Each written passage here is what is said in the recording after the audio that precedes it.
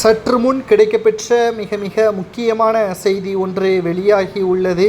திராவிட முன்னேற்ற கழகத்தின் கடந்த 4 ஆண்டுகளும் மக்களுக்கு மிக மோசமான ஆட்சிதான் என்று இன்றைக்கு நடைபெற்ற பள்ளி மாணவர்களுக்கு விருது வழங்கும் விழாவில் தமிழக வெற்றி கழகத்தின் தலைவர் விஜய் அவர்கள் கூறியுள்ளார். அது மட்டுமல்ல, தேர்தல் நேரத்தில் வண்டி வண்டியாகவும் மூட்டை மூட்டையாகவும் தேர்தல் நேரத்தில் திமுகவின் நிர்வாகிகளே உங்களுக்கு பணத்தை கொடுப்பதற்கு சூழல் உருவாகும். அதை என்ன செய்வீர்கள் என்று எனக்கு தெரியும்.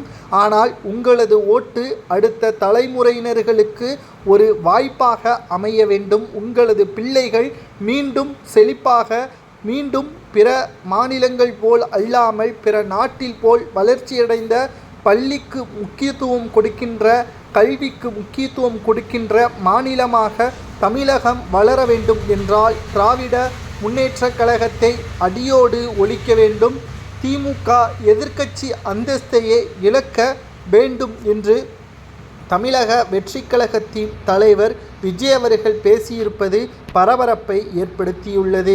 இடைத்தேர்தலாக இருந்தாலும் சரி, மக்களவை தேர்தலாக இருந்தாலும் சரி, பணத்தை வைத்துதான் திமுக வெற்றியே பெற்றுக்கொண்டிருக்கிறது என்பதை நேரடியாகவே மக்கள் மத்தியில் பேசிவிட்டார் என்றும் தற்பொழுது தமிழக வெற்றி கழக தலைவருக்கு எதிராக திமுகவின் நிர்வாகிகள் கோஷமிடவும் தொடங்கிவிட்டார்கள்.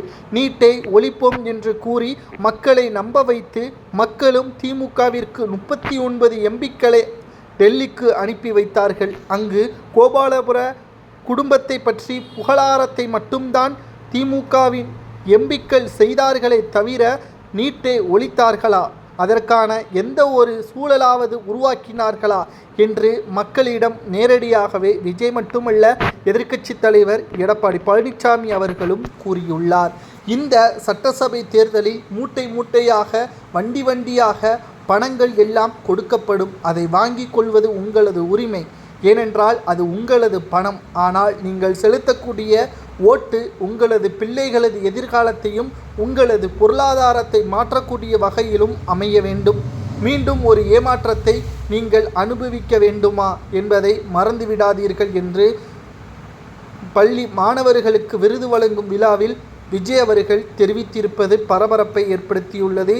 நேரடியாக அமலாக்கத்துறை அதிகாரிகள் விசாரணை திமுகவின் அமைச்சர்கள் வீட்டிலேயே நடந்து கொண்டிருக்கும் பொழுது மூட்டை மூட்டையாக திமுக தான் பணத்தை கொடுப்பதாக நேரடியாக பேசியிருப்பது மீண்டும் சர்ச்சையை ஏற்படுத்தியுள்ளது. விஜய் அவர்கள் பேசியது சரியா என்பதை கமெண்ட் வாயிலாக மறக்காமல் கூறுங்கள்.